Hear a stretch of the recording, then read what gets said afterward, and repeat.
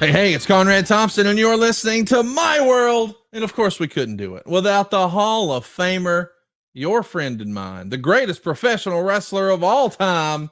Ladies and gentlemen, Double J, Jeff Jarrett. Jeff, how are you, man? Oh, Conrad Thompson. What an episode we have today. We got lots to talk about, lots of chatter. Shout out Dave Green early in the episode.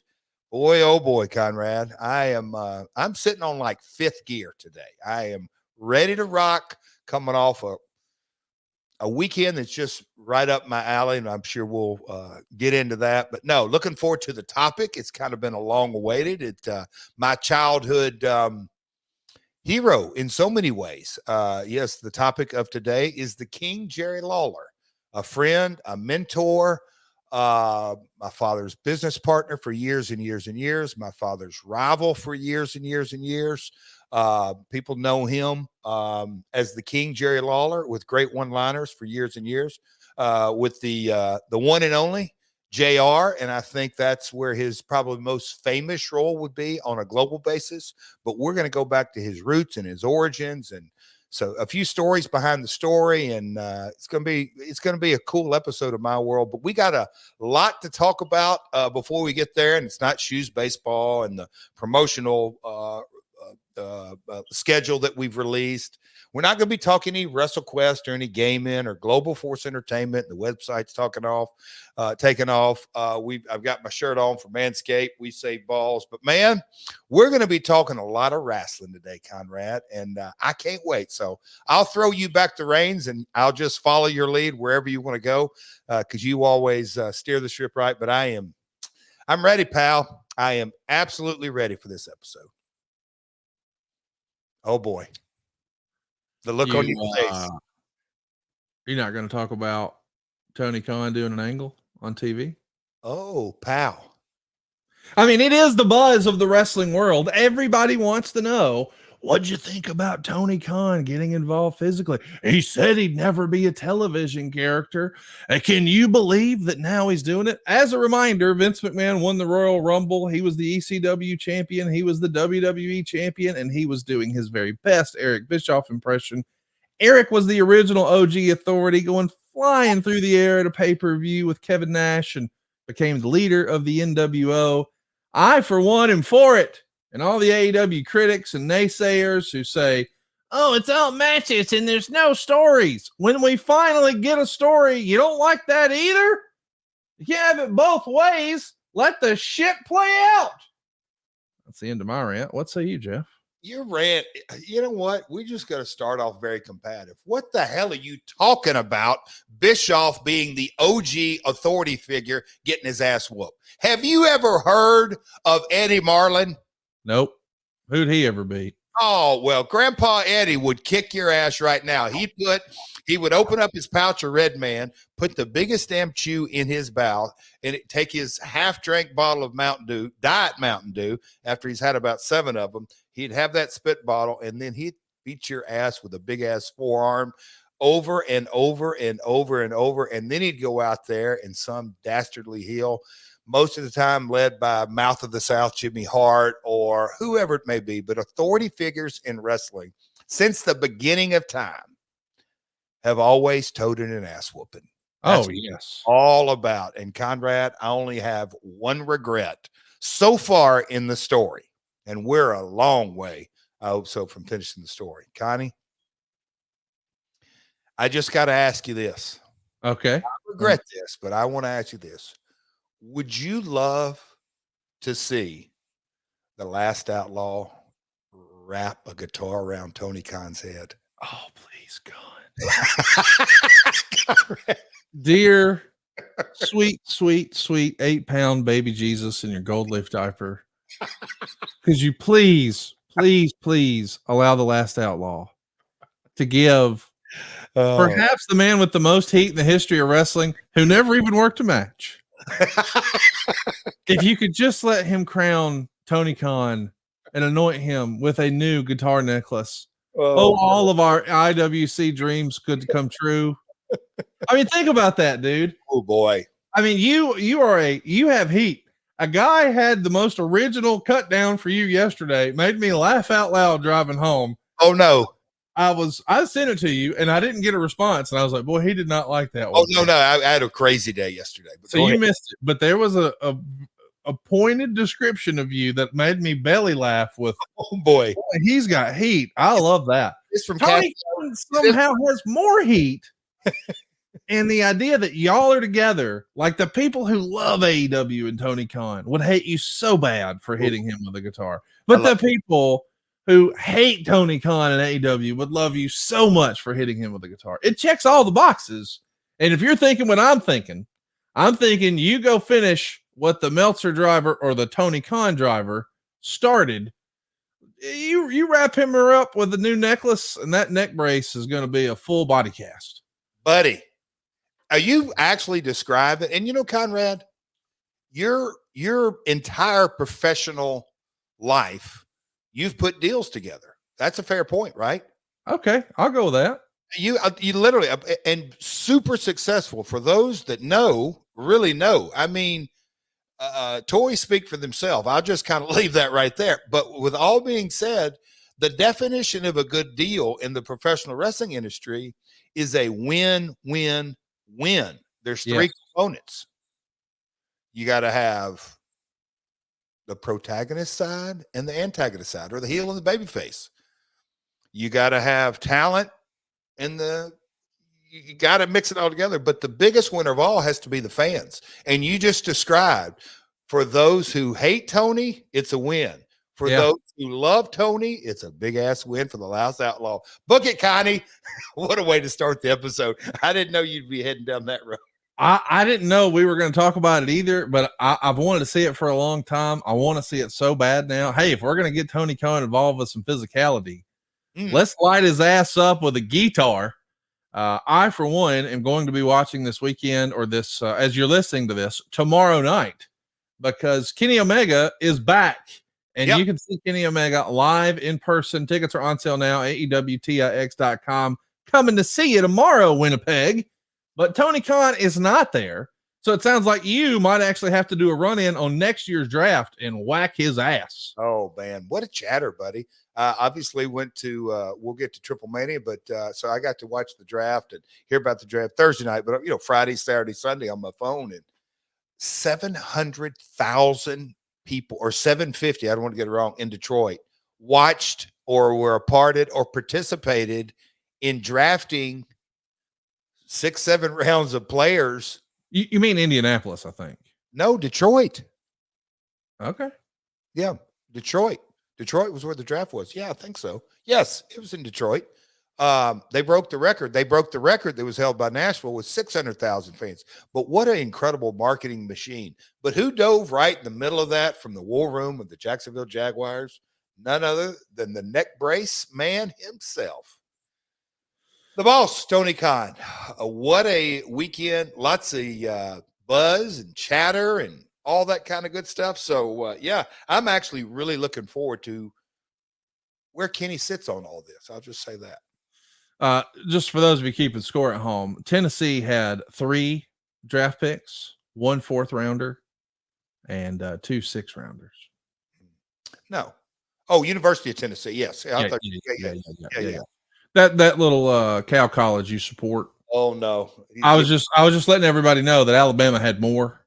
As a matter of fact, our Lord and Savior, known as Nick Saban of college football, he has had more first-round draft picks than anybody in the entire history of the NFL or college football. I mean, it's pretty amazing when you think about that. And we're talking about 10 players who went to the league this year, Jeff. Your lowly Volunteers had 3. 10-3. Wow. I saw a clip on old Tricky Nicky. Oh, yeah? Retired. You know what? But it was fascinating. And he talked about draft and players and all this. And he talked about, you know, at the end of the day, you can teach guys how to block at the next level. Mechanics is kind of where he's going with all this. He said, but there's one thing that you just don't know, is that you cannot teach how to to hit a 95-mile-an-hour fastball or jump a pass to get a receiver. It's the intangible of the it factor of the highest level elite players. And he said that's what kind of the draft is all about, is that you're digging down and doing your best observations, but at the end of the day, it's still a gamble. Who can really translate to the next level? And you can take good guesses and educated guesses and doing a lot of homework and character, I guess, performance, and really analyze all that. But at the end of the day, are they going to make a difference in the league? He said it's the intangible, and he said it's very, very hard to define. He's good, man. Saban on commentary. Did you get to see any of that? I got to see very little of it. It was a big weekend here at the Conradison. We moved, so this is maybe the last time you'll see this background here on the show. Maybe not. Oh, wow. But I left this room kind of mostly intact, as at least as far as my equipment goes and stuff. But everything else is out of here, Jeff. So it was kind of a crazy weekend over here. But I made sure to sit down in front of my boob tube and fire up Triller TV. Shout out to our mutual friend, Mr. Mike Weber, and watch TripleMania 32. I was actually at TripleMania a couple of years ago in October in Mexico City. One of the best wrestling experiences of my life. I enjoyed seeing Alberto Del Rio in his return. I love seeing the former Dolph Ziggler, the real life Nick Nemeth, become the AAA mega champion. It was a really fun show, but without question, my favorite part of the entire show is Double J. You're out there, as a friend of ours might say, looking as only you can look. Look at that jacket. You look like a former president of the NWA. What was that goof's name? Stanley Black. No, the NWA or something like that. Oh, yeah. Okay. Yeah. Gotcha. Well, he used to wear those gimmick jackets. And now here you are doing your best and coming out to Born in the USA with Satnam fucking Singh carrying an Indian flag. Cracked me up. I loved it. Shout out to Larry Dallas and Joe Dabrowski, who plugged our podcast a few times. But we got to see QT Marshall, who, by the way, is a real heat magnet down there, along with Parker Boudreaux, who I just want to plug. I know a lot of people have decided that they want to give up on this guy. If you watch that pay-per-view, you saw his 21st match. He hasn't wrestled in more than a year. His last match was March 3rd of 2023. He was wrestling like once a month for AEW or something like that, after he only had 6 matches in NXT.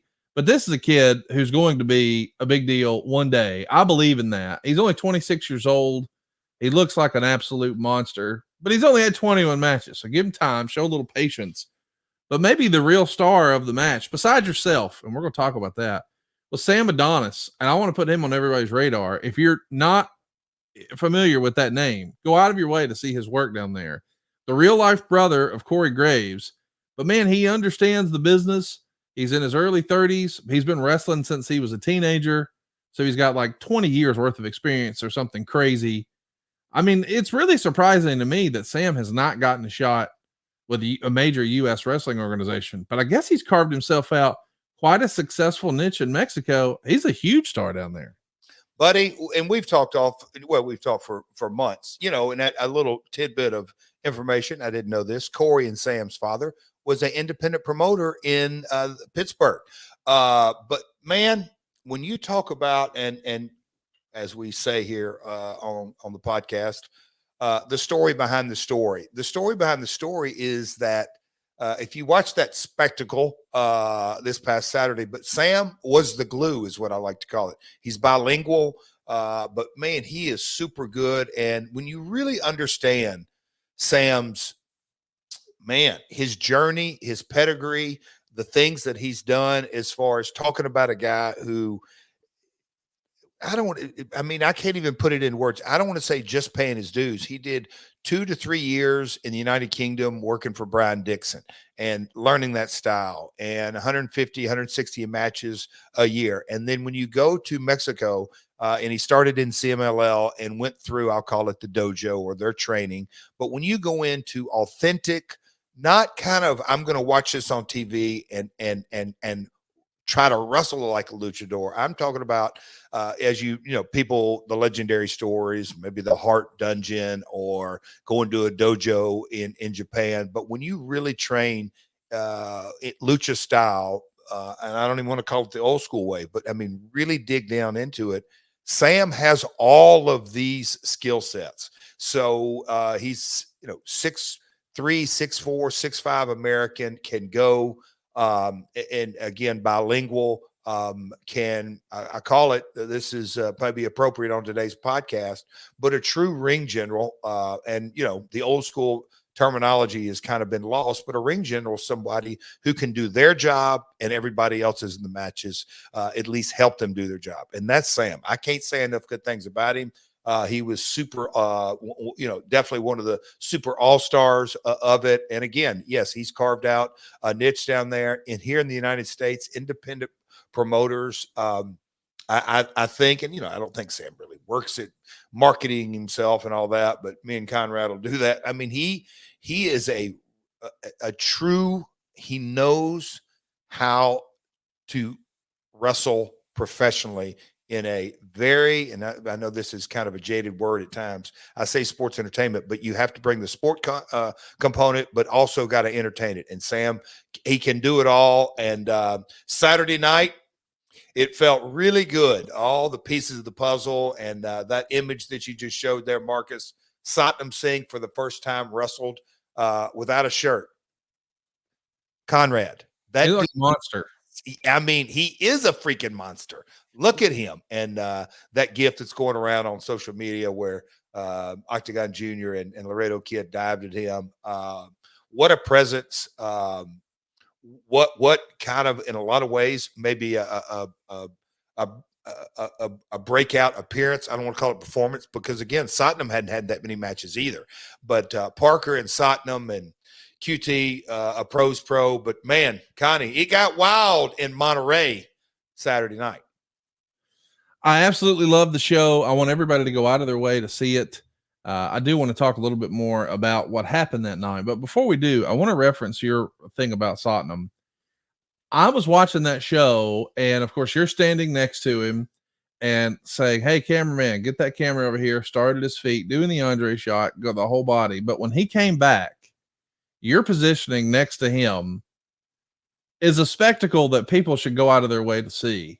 Because I know if you're watching this or you're listening at home and you think to yourself, hey, I'm sure Jeff Jarrett's a good sized guy, but he's not that big as a pro wrestler. I mean, look at all these other big guys. But seeing you in person, you get a scope for, compared to a normal human being, you're a large human. You're a big old Jack fellow. And you're standing next to something that can't be described. Yes. And when you're sort of referencing, and I could just see like you pointing up, I mean, he knows when it's going to rain weeks before we do. This is a monster of a human being. And that spectacle just got all over me. And I was like, I even hit pause and I said, guys, do y'all see the comparison here? It was almost like that famous clip of Mean Gene standing next to Andre. And I think they had Andre standing on a box to make it even more crazy. But that's what the spectacle looked like for me in the moment. But that's not even the coolest thing about it. The coolest thing about it to me was, for the very first time, now I've heard about it, but I've never seen it. You're coming down to a chorus of boos, and boy, they hate your ass in Mexico. And I'm like, all right, Born in the USA, that's not really a patriotic song, but it's getting heat because they're booing. They're all waving American flags except for Satnam, who's got an Indian one. And then I looked in your hand and I said, is that what I think it is? And then there they go as you throw tortillas to the crowd. But then you threw one at Dorian's mom, Mrs. Pena. Garcella. This is the equivalent of someone throwing something in Linda McMahon's face. It's a big deal in wrestling, in TripleMania, or I've said that wrong, but you know what I'm saying. Yep. And then here she comes. Buddy, you got your ass whipped. She ran you out of town. Again, China 2.0, it happened. You got caught slipping. Now, granted, just stop right there. Well, that's what happened. Bobby Apache is, if there is a female wrestler that represents the brand of AAA, it's her. Okay. So I think she was highly offended for me just trying to serve some concessions to Mama Pena. I am an American who has stated many, many times before, American wrestling is better than Lucha Libre wrestling. American football or soccer is better than Mexican soccer. American baseball is much better than Mexican baseball, American food is much better than Mexican food. We're better in every category, but I do have some compassion. And when I go to the ring each and every time, all I'm doing is trying to throw. Now, look, I could throw candy out. Like if I went to the ring in the States and threw candy out, Connie, that would probably, oh man, Jeff's the candy man. He's throwing kids at the people. Isn't that nice? Well, that's what I'm doing in Mexico. I am trying to help the lowly Mexicans because it's all the same, whether it's Monterrey, Mexico City, Tampico, Chiapas, it doesn't really matter. Just trying to do that. And Mama Pena took high offense to that. She threw some kind of nasty spit water all over me. But then Fabi Apache, and I'll just leave this right here, Connie. Fabi Apache has a royal ass whooping coming. I promise you that. It won't be from a king, but she's got one coming. I can assure you that. Well, our topic today is the King, Jerry Lawler. I can't wait for us to talk about it. But before we do, can I say one thing real quick? Yes, please. Okay. Back on Satnam. The thought as you were telling it just popped. Conrad, so when we got to get on the old Delta jet to fly home yesterday morning, or whenever that was, Sunday morning. So we board, Conrad, and when you go to sit down for first class, guess who? I can't leave the name, but sitting on the window that was going to be sitting right beside Satnam was a defensive tackle in the NFL. I just leave it at that. A defensive tackle in the NFL. That's a big row right there. But hey, if you could have seen the look on his face when it's like he did start because he was down on his phone and he did start because I pictured it all and got the whole. Oh, at the feet, you saw him do it. Yes, like, oh no, please tell me, because we all do that, whether you're wherever you're sitting on a plane, who's going to sit beside me? And when he realized in Satnam's deep voice, that's my seat. Conrad, that's when the size difference just blew me away. This guy plays in the NFL and he's a defensive tackle. And my man Satnam dwarfed him. He's a 1 in a billion kind of athlete. I was so proud of him. From a very personal level, I could not be more proud of a human being. He stepped up in a unique and to say it was a hostile environment. And I kind of prepped him on all that, but he did phenomenal. And there are incredible, successful days in front of Satnam Singh. I'll just say that. All right, Connie, on the topic. All right, listen, you said I prepped him on that. Well, I can't imagine a scenario where Satnam ever worried about anyone threatening him with physical violence. No. And B, how drunk one of those fans would have had to have been to say, I'm going to go tackle Jack and the Beanstalk here. There ain't no way. No. But I told him to look out for my ass. What are you yeah. You're going to take care of me. Yes. I said, they will be hostile. And I'm on the floor the entire time. I'm not in the match. So I'll keep causing a lot of chaos out there. And I said, get ready. They're going to throw beer. They're going to throw everything they get. They might throw their food back at me, be disrespectful. But no, it was, you talking about diving in the deep end in a lucha style match. Satnam certainly and Parker did as well. So a lot of fun Saturday. Well, what else was a lot of fun is over the weekend, I saw a business report, and you know how much I'm a nerd for the wrestling business. I love to see, hey, where are things going? Where are things headed? What's hot? What's not? What's creating money? What's drawing money? And we know that there's one thing that draws every time. The Last Outlaw Double J has the hottest selling action figure over at Wrestling Collectibles. Take a look at what we see there. I can't believe this is like taking this long for there to be an AEW Jeff Jarrett figure. But boy, the people who drug their feet in Jacksonville are looking real foolish now, because he is the hottest selling action figure in all of Ringside Collectibles. He beat out Cody Rhodes. Who'd he ever beat? He beat out CM Punk. What? He beat out MJF. Remember him? What about Roman Reigns? He's all the way down at 8. Now, my country math says that Jeff Jarrett is 7 times the performer in the draw that Roman Reigns is. The math is right. The evidence is right there.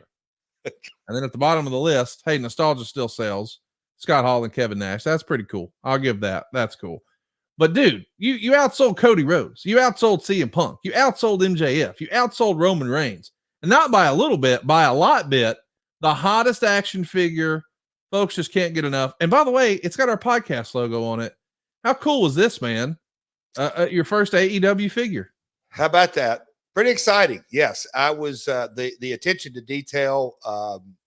Yes, the logo being on there, Connie. My office is a wreck right now, but I remember I was sitting in my chair right out there, and you were like, "Hey, man, as we get into this podcast and that kind of, the Jays had been around a while, but he's like, and there's a photo that's in my wall of me silhouetted that guitar up, and you probably can tell the story better than I am. But that logo in there, Connie, it's on Ringside Collectibles. How about that? Congrats to you, my man. Congrats to Chris McDonald, who made the original logo. But we were thinking, hey, man, what if we did like the NBA sort of logo, but with you and a guitar? And there it is. And now it's on an action figure. And it's the hottest selling figure around. Go right now to Ringside Collectibles. Be sure to keep this trend going, because I'll tell you this. If he's not the number one seller next week, I'll know that somebody made a call and bought some figures to bump their numbers up. Here we go. It's shameful, the game that gets played in wrestling. Sometimes people are going to start putting some respect on your name one way or another. And they're also hopefully going to start with our friends at BlueChew. Today's episode is sponsored by BlueChew. And well, why wouldn't it be? If we're talking about Jerry the King Lawler, I'm sure eventually we're going to get the puppies. And listen, once in a while, every now and again, we want to put on a show and remember the good old days, feel a little nostalgia for the way things used to be. And they can be again when you get your dick on the gas. That's right. Performance enhancing dick pills. That's what we're talking about. PEDs for your gimmick. Give your wiener the hot tag at BlueChew.com. Got the same active ingredients as Viagra, Cialis, and Levitra, but in chewable form and at a fraction of the cost. Take these dudes anytime, day or night, so you can plan ahead or be ready whenever an opportunity arises. And the process is simple. Sign up at BlueChew.com, consult with one of their licensed medical providers, and once you're approved, you'll receive your prescription within days. And here's the best part. It's all done online. That means no visits to the doctor's office, no awkward conversation, no waiting in line at the pharmacy. Blue Chew's tablets are made in the USA, prepared and shipped directly to your door, all in a discreet package. But there won't be anything discreet about your package. Blue Chew wants to help you have better sex. Discover your options at BlueChew.com. Let's chew it and do it. We've got a special deal for our listeners. Try Blue Chew free when you use our promo code MyWorld at checkout. Just pay $5 shipping. That's BlueChew.com. The promo code is MyWorld, and you'll receive your first month free. Visit BlueChew.com for more details and important safety information. And we want to thank Blue Chew for sponsoring today's podcast. So listen, man, we have wanted to talk about Jerry Lawler on this program for a while. And we've told a little bit of your backstory and your history of your fandom and how high regard you held Randy Savage. I mean, he first really rose to prominence in Memphis and then was on the rocket ship with Vince. And you're still maybe in your peak fandom years when you're seeing all that happen. And you got to think, man, this is what's possible. But then you also had, and I don't think this can really be debated, the greatest territory wrestler of all time in Jerry Lawler. I mean, in terms of not like he went to all the territories, and sure, Lawler did some of that. But I mean, he set up roots, and this was his home, and he did it at a high level. And I'm not just talking about like he was in the main event and he booked himself in the main event. And I know some smart ass naysayer is going to say that. I mean, he drew money. I'm talking about the business of professional wrestling. He lived like a king and was in his bed most every night. If that is not the prototype of a badass wrestling career, I don't know what is, right, Jeff? I don't even know where to dive off into starting about, but I think at the very highest level, and look, circumstances on so many things, but, and I know that there have been different guys say different things, but as far as a professional wrestler, in my opinion, there's nothing Jerry can't do. or did, and heel babyface. And I'm not just talking about that. Draw money, all kinds of matches, all kinds of stories, all that. And he's an anomaly because there's so many things that go in. Jerry's a complicated person. He's so unique. He's flawed like all of us. But at the very end of the day, I've often thought, now, what really sets Jerry apart? Because never drank, never smoked. Yeah, that's kind of sets you apart in our, especially in the territory days. Another thing, never went into a gym, never exercised a day in his life. Nope, all this. Okay. Yeah, so there's different things, but at the end of the day, I think if there's one trait, and I'd love to hear your kind of feedback on this, and maybe a name game or right off the top to comparative speaking, because when you think about the Von Erichs or Dusty or different territory stars, Pat Patterson, we could go on and on and on. But what set Jerry apart from everybody else? And I think at the very core of it is Jerry is truly an artist. His creativity kept him, in my opinion, 72, 73 at the very top of the business. So in the territories, he stayed on top. When a guy his age, most of the time, looked at retirement, he transitioned, and he was not a good color commentator. And I know it's debatable, but he was on top as a color commentator for years and years and years. And so in the professional wrestling industry, there's nothing really he couldn't do. He booked, he wrestled, a business guy, promo guy, on and on and on, color commentator, all that kind of stuff. His success is unparalleled in the territory days. And I always did try to analyze it, but his creativity, God's gift to him of having that creative mind, set him apart. I can't wait for us to talk about Lawler. I mean, I don't think it can be debated. He's the biggest star in the history of the Memphis territory, and he was born November 29th, 1949. He has aspirations of being an artist, and we know how fabulous he is with a pen and paper, and a disc jockey.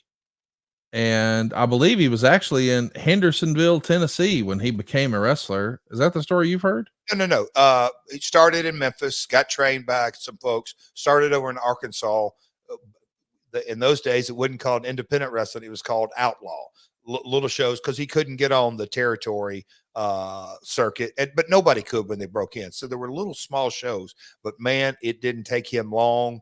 And the real entry into the business is Jackie Fargo. At the time, he wasn't called the King of Memphis, but he was by far the #1 box office attraction, and had set up roots in Memphis. He had a restaurant, nightclub in Memphis, and Lawler, with his charm, he sent in drawings, paintings, or whatever it may be, to the studio. But that's how, so the connection was there at a very early age. WHBQ, that's the AB affiliate where wrestling was on.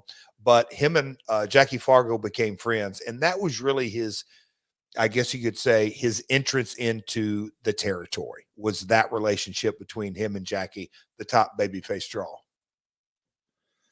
I think the credit I've heard once upon a time is Aubrey Griffith being the first wrestling promoter to bring Jerry in. Does that name ring a bell to you, Aubrey Griffith? I believe it's over. Yeah. And look, this is obviously 71. I was 4 years old. So I'm getting this second, or hearing it second through the years. He started on small independents in Eastern Arkansas, just right across the bridge. Memphis is right there on the line. So Mississippi, Arkansas, and Tennessee all come together right there in that corner of the state. But he started over in independence, in independent shots in Arkansas. We got to talk about how Lawler was almost an immediate star. He's going to be the tri-state champion by September of 71, within 2 years of debuting. Of course, by the end of his career, which I think we're there now, he's held over 200 titles in his career. What do you think it was about Jerry that endeared him to the fans in this territory so quickly, so easily? Conrad, when just looking at that picture right there, Jerry looked like a man, if you will, at 22 years of age. Hair on his chest, he had broad shoulders. He didn't have that young, quote unquote, baby face look that some guys do. So when he entered into the business, and the true confidence that came out of him, and this is, again, you can go back and watch some of his early promos when he got with Sam Bass, but he'd been in the business a couple of years of that. But from my father, and look, I'd ask a lot of folks. To this day, I'm still a huge fan of Jerry's career. It's unbelievable. But at the early age, the king was the man. And when I'm 10, 11 years old, or not even that old, King was selling out and making money, and my father's promoter, and obviously he's making money, and just the success that he brought. But in those early days, Jerry, again, going back to his artistic and creative mind, he came out of the womb being able to cut a promo. And so from his very earliest days in the business, he could talk. And that is something that, as time has gone on through the years, it's kind of amazing how that's kind of been left by the wayside from time to time, but how important it is. But, in today's modern era, you look at a MJF or a Sami Zayn, or, okay, if you want a guy who's through the generations, Paul Heyman can talk his ass off. In these early 70s, if you could, quote unquote, just wrestle, then you had for all intents and purposes, a journeyman career. What sets you apart from a mid-card to a main eventer in those days is, can you sell money? Can you sell tickets with your mouth? And Jerry could from day one. We should also mention that the Observer had this to say. He, Jerry Lawler, became a single star when Booker Jerry Jarrett chose him to be the top heel to feud with veteran headliner Jackie Fargo. In reality, Lawler and Fargo were best friends and remained so, even though Lawler eventually took Fargo's spot as the area's biggest star. What do you think your dad liked so much about Jerry Lawler? I have heard this come out of my father's mouth so many different times, in referencing when he would talk to me, talk to Billy Travis, talk to others, other talent. I mean, just on and on. Even when Dad got out, he would say something to the effect of, back when me and Lawler, I used to tell Lawler, Lawler used to do just, it's almost like on the compass of Jerry Jarrett, career. Lawler was in a lot of ways just such a big part of it. But my dad told me that, again, Fargo, I can't tell you exactly what the age he was in the early 70s, but Fargo had traveled, he had worked in New York. He'd worked the territories and all that. And so Jackie was not a guy that my dad looked at and said, I'm going to build a company around. Jackie had, he was born in 30. So if we're talking early 70s, he's early 40s. Okay. So thank you. That gives the point that he looked at Jackie, and Jackie was, I can't say on his last leg, because Jackie drew money into his 60s, easily into his 60s. But so he knew that I needed to develop someone. Well, they had a natural relationship. But again, the business metrics dictated everything. My dad might have loved Jerry Lawler and loved Jackie Fargo. And at this time in 72, 73, Nick Goulas and Roy Welch were the owners of the business. But friends are friends, but business is business. If they didn't sell tickets and put butts in seats, it was all out the window. But when he got Lawler and a part of the territory, and he was booking for Roy and seeing the numbers, and Jackie could tell a story with his promos like none other, and really entertain them and everything that went with that. But Lawler could talk his ass off. And again, talking about a ring general, he made Jackie, and at Jackie's 40s, Lawler worked around him if need be. Jackie could still go to a certain degree. But again, Lawler knew how to make his opponent get over, and he stayed over. And the success just kept growing and kept growing and kept growing. But it goes back to Lawler knew how to talk to people in the building, entertain them, get his ass kicked, and then all of a sudden Lawler gets his hand raised. Oh man, I want to come back next week, because next week, if you convince me and give me the right mindset and draw the right picture, damn it, Lawler, this is the week that he's getting his ass whipped. This is the week he's getting his head shaved. This is the week he's losing his title. It was simple, but very, very, very disciplined. You better sell tickets. I know that some of our listeners are really just familiar with your work in the WWF, WCW, TNA, and AEW. But if we go way back, man, Jackie Fargo, a real influential performer in the wrestling business, to the point where I think a lot of people, when they would see you in the WWF or WCW, I've heard people say this: "Oh, he's stealing Ric Flair's strut." Yeah. It was actually a Jackie Fargo strut, was it not? Absolutely. And again, you touched on Savage, and this is the fun part for me when I really sit here and talk about it and analyze it and hear myself talk. Savage is in the top three. Lawler is the second of the top three. But I think if I have to go back to kind of that OG talent that I just was kind of mesmerized, that I used to think I subconsciously thought, why is this so damn good? And then I learned later, Jackie Fargo had the ability to make you passionately care for him. But before he started selling, he entertained your ass off. The struts, he would kick the heels in the ass and make fun of them. And, just all nowadays they'd be called maybe ha-ha or comedy spots.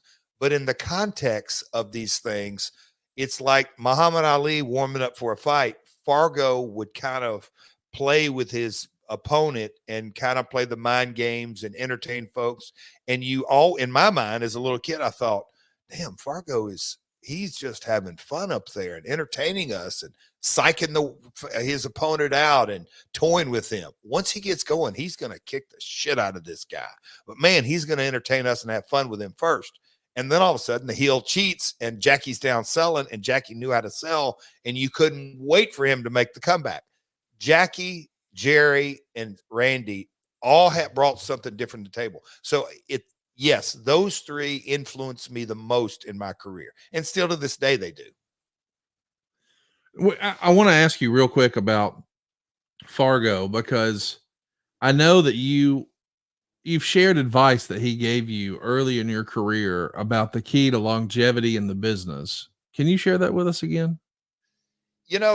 Jackie, again, he literally sold tickets. My dad brought him back, and he knighted Stan Lane and Steve Keirn as the fabulous ones. But what Jackie always taught me is that a few things. And look, Jackie smoked cigars, drank beer, different era. But when he came to the building, and even in his later years, I mean, I got to do a 6-man tag, a couple of this is, and he would say, hey man, you staying in the gym, you doing this, you doing that.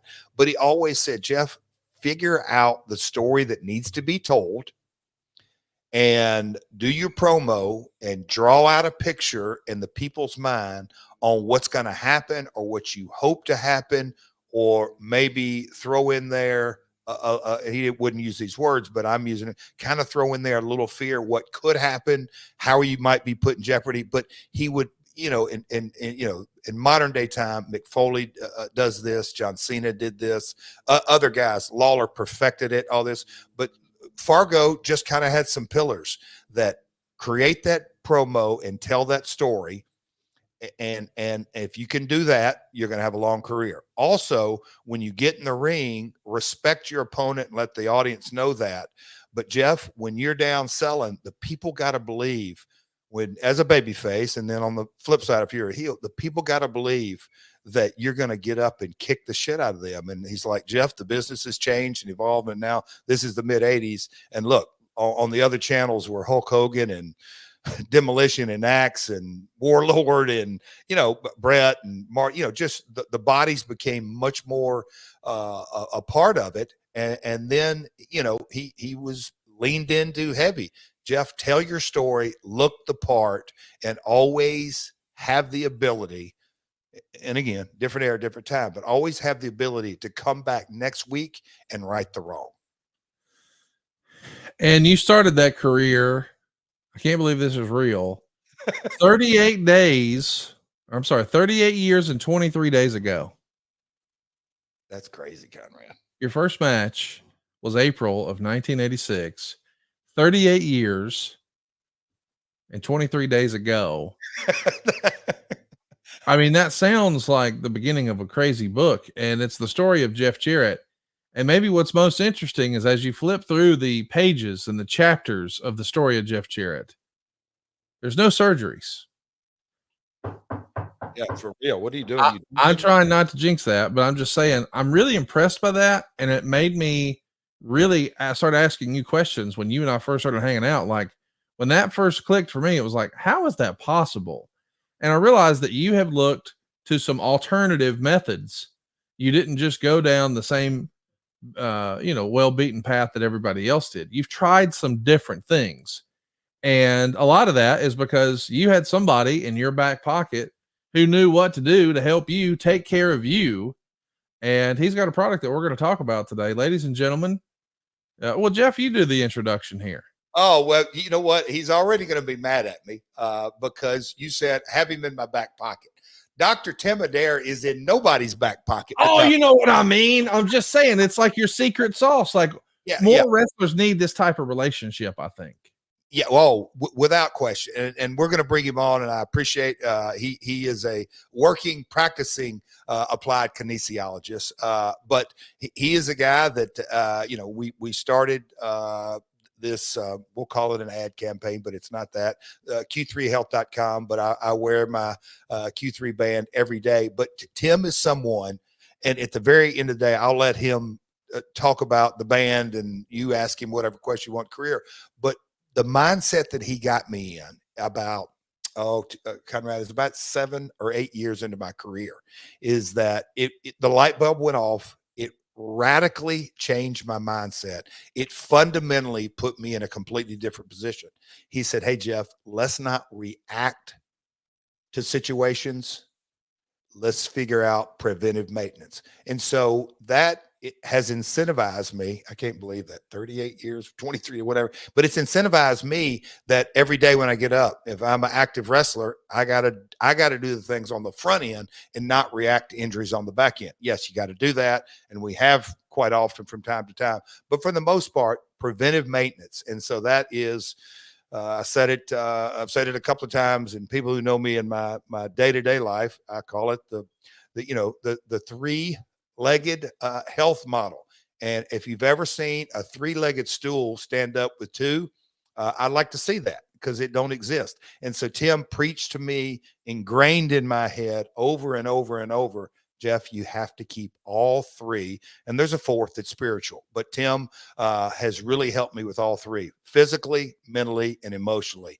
And what he does as applied kinesiologist is really tackle all three of them. He don't like to attack my emotional stuff. And we'll throw that out. But the Q3 Health does help that. So anyway, without further ado, folks, it is a special time. Literally before we launched the podcast, Conrad asked me, hey, man, do you think Dr. Adair would ever come on? And I said, hey, man, you ask Tim what time it is. He'll tell you how to build a watch. He is never afraid words, but we've got a few minutes today for him to come on and talk about the Q3 Health. And Connie, I'm sure we'll ask a few questions of him. So Marcus, roll in Dr. Adair. How about it? Welcome to the program, man. Hey, guys, thank you. What an honor to be on with you guys. And this is a little different than a Monday at lunch for me. So what a treat. But, and Conrad, I know where all the bodies are buried. So you just ask whatever you need to.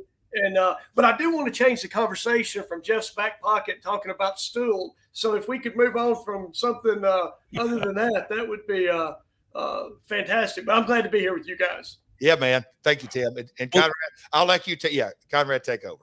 Well, I wanted to ask because, I know that you have really helped put Humpty Dumpty back together again on more than one occasion. But when I was, trying to keep up with the industry and the business and all that jazz through the newsletters, I learned sort of the tail end of WCW that of all things, Jeff got a really severe concussion during a Jimmy Snuka appearance in WCW. And he came off with the big splash on the cage. He being Snuka. If you know Jeff Jarrett, you know he ain't climbing and jumping off of no cages. That ain't going to happen. I got that. But Snuka did it, and Jeff got hurt. And I'm curious, like, do you remember that? Were you with Jeff in that era? So, Conrad, if I can just use this as a therapy session, Jeff has ruined my time off more times than. So I think that night, Jeff, would we get through with you about 3 a.m.? Yeah. But Jeff told me way back when we started. Jeff, can I tell this story about how long you needed to work and all this stuff? Okay. Well, let me set it up because Tim likes to shine this turd up. No. So I had got into the business, Conrad, as you know, skinny basketball player. And the whole mindset was, and we've gone through this over and over, I had to put on weight. I had to get bigger and bigger and bigger and bigger and bigger and bigger. So when I went to the WWF in 93, I weighed like 242. I had more whey protein in me than should be humanly possible. I had that car wreck, got banged around. And so my L4 and L5 were constantly bulging. I had sciatica. I had all kind of those issues, and I worked through it. It was what it was, but I knew that, okay, man, I'm getting banged around. This hurts, and I'm staying this heavy. I had no idea about. I didn't really. I knew I needed to work out and eat good, but my dietitian was Scott Steiner, and he said eat eggs and steaks. I mean, all this. So anyway, that's when me and Tim started working together in the mid-90s. And that was, I think 238 the first time I went into Tim's office. I weigh 223, 224 now. So go ahead, Tim. Yeah. So back when Jeff came in, and Conrad, the first time I met Jeff, I didn't even know what color his eyes were. He was bent over like this. I just saw the top of his head, and he came walking into the office. And I had an 80-year-old man that actually passed him in the hallway. He was struggling so bad, but he was really dinged up. And he looked at me and he goes, I got to be in like New York the next day in the ring. And I'm thinking, oh, well, thank you for the 17 minutes that you've given me to fix this, but Are you joking? And so he let me do and gave me carte blanche. And I have to tell you this, Jeff is an absolute taskmaster. If you show him what to do, he is one of the best I have ever seen on working the process. And so all I ever had to do with Jeff is teach him the process and then take off the handcuffs. He's fantastic. And to this day, I would imagine your morning schedule is the same every single day and you're working your process, right? And there's a beauty to that. And you can do a lot with an athlete who's got those habits. But he told me, whatever you want me to do, whatever I'm in until you prove me wrong, but you're not going to adjust my neck. And then we met this guy named Mr. Jimmy Superfly Snuka that came flying off and gave Jeff whiplash when he hit him. And his neck wrenched and he threw his neck out so bad he got a massive concussion. And a couple hours into it, literally Jeff's pain scale, he's tough as nails, but his pain scale was like, are we going to have to take him to the hospital and get a hole drilled in his head, or are we going to be able to fix this here? And he let me adjust his neck at 3:00 in the morning. We got his headache to go away, and he recovered from that and moved on. But that was a monumental time in our time together. He about fired me. My goodness. Well, listen, we know that Jeff has figured out the code. He's cracked the code for longevity in wrestling. And a lot of that is because of your expertise. And you've got a new product that our listeners can enjoy. They don't have to be a professional wrestler. This works for just everyday folks who want to be stronger and healthier and biologically younger by 1 to 15 years. And it's all possible just by wearing this Quantum 3 energy technology. Tell us about it. Conrad, that sounds crazy. Are you sure you're telling the truth? I think I am. I'm pretty sure. So I got some bad. I'm a visual teacher, so you guys please overlook me. But I got a little whiteboard, and I am not the artist in my family. But one of the other doctors that Jeff has done some really good work with, and maybe you guys should have him on here one day, Jeff. We've got a friend. His name's Dr. Alex, and he's probably the top clinical psychologist in the world, and he does a bunch of peak performance. Back in the early years, do you remember, Jeff, when we had the homeopathic machine where we did imprinting? Yeah. So Conrad, what Jeff calls cornbread knowledge here, every disease has a wavelength. Okay. So it has a mountain and a valley. And so if you can figure out how to cancel out that wavelength, you can stop some part of that process from having a negative effect on you. And so one of the things the Q band does is it prevents the Wi-Fi and 5G and all that stuff from bombarding us. But that's one of the least things that the Q band does. And so I got to see you guys' little thing that you cut last week. And Jeff's excited because when he's lifting in the gym, he's getting a couple more reps. He's getting a little more stamina with what he's doing. You can feel those things. On the website, we got pro golfers hitting 25 yards longer. We got people doing 3 more push-ups than their lifetime best. We got all that stuff. But here's the thing, guys. I'm a physician. I have a state license. I can't say, do this because it works. I can't tell you, oh, I just feel better. I'm not the feel-good guy. That's Dr. Alex. I'm the nuts and bolts guy. Dr. Alex is our mental health guy, and this stool thing that we got to get rid of for Jeff. I don't know what he's talking about doing stool checks. I don't do stool analysis. I do something called a triangle. And so my dynamic, and I'm gonna get my whiteboard back, is our triangle has 3 sides. One side is structure, one is chemistry, and one is emotional. Okay, so if I can get 1 more rep, 3 more reps, more oxygen, I'm helping my structure.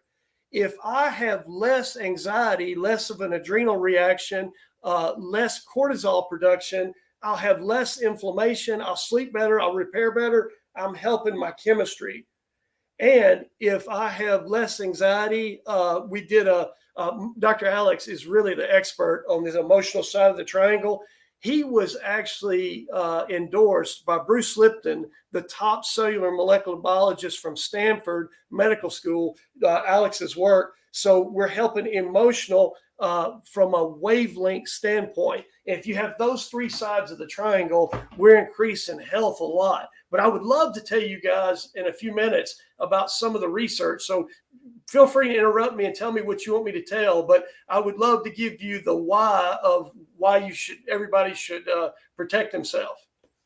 Well, yeah, let's hear it, man. I mean, I think most people have heard the term grounding or earthing, and I think that's a big thing that this bracelet helps. It helps you not get stressed and not be negatively affected by a great majority of environmental toxins. And you have more energy all the time, significantly more energy, significantly better sleep, a much higher immune system that's going to be functioning. So less sickness and disease will slow you down, and just a better emotional well-being.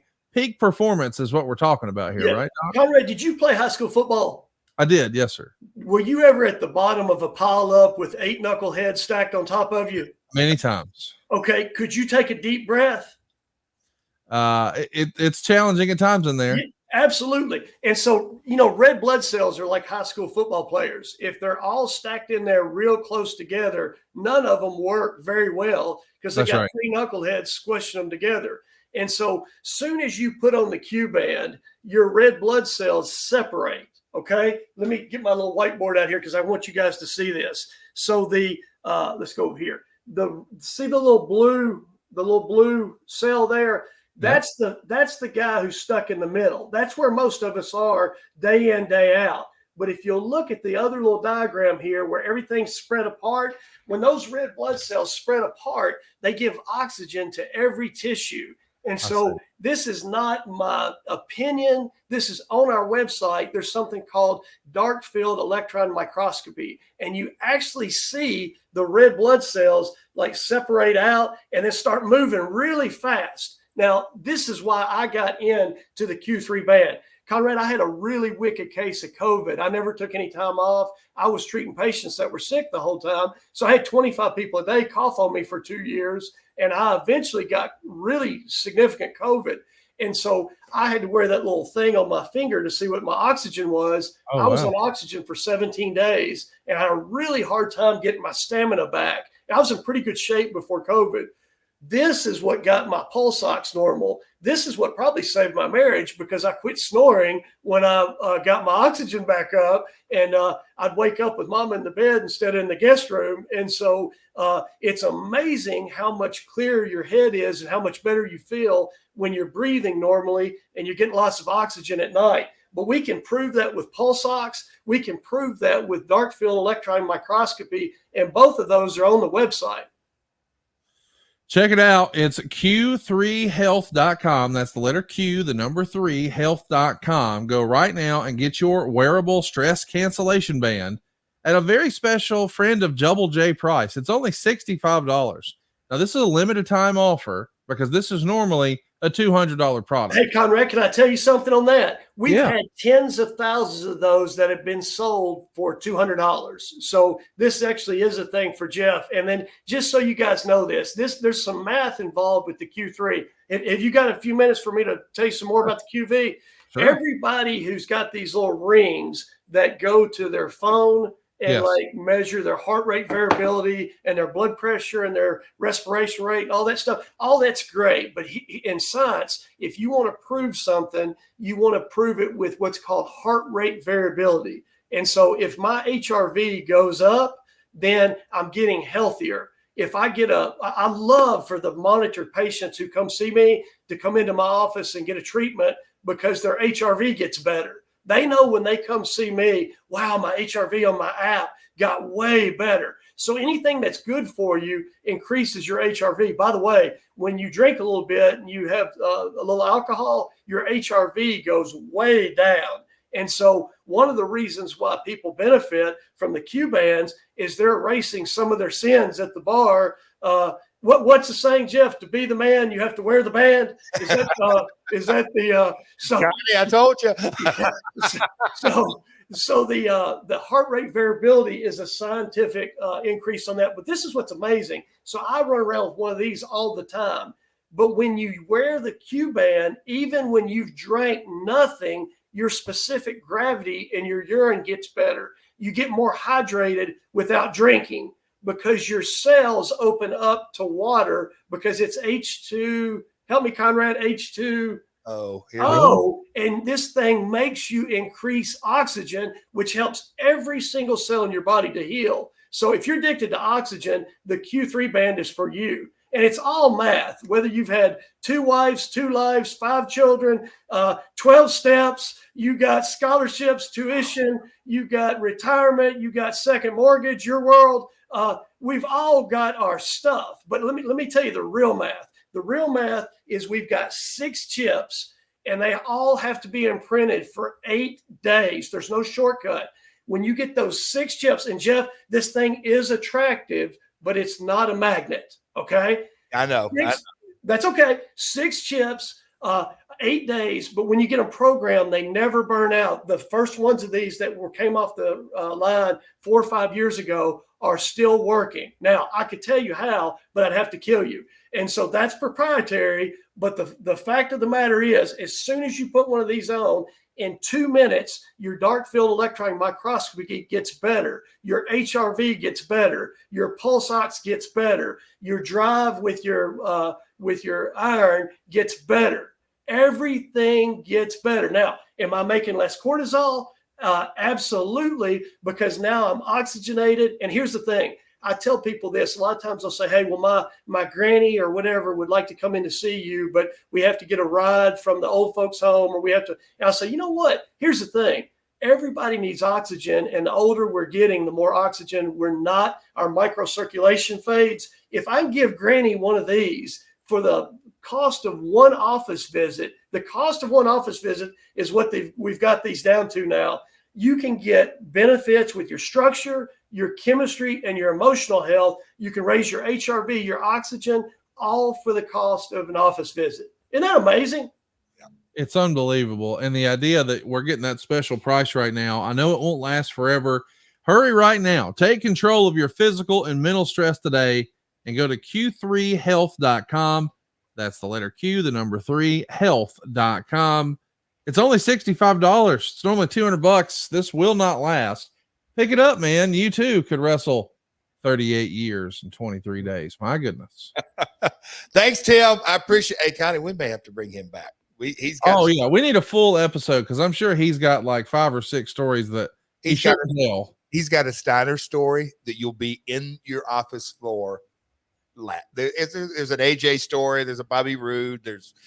You've got some stories, but that's another day. Well, and here's the thing, Conrad. I would love to tell you, as a person who was classically trained, I got indoctrinated into pro wrestling. They are not normal people, and so can I tell you just a sample of what so one time Jeff comes and gets me, and I thought somebody was hurt, so I follow him, and I'm running down the arena hallway, and I see Mick Foley on the ground, and he's got a note card, and he's reading this note card, but he looks like he's out of it a little bit. He's just sleepy, and there's a gurney next to him, and I thought Mick had fallen off the gurney, and so I get down on the floor, and I'm like, Mick, are you okay? And he goes, hey, Doc, how are you doing? We're having this conversation.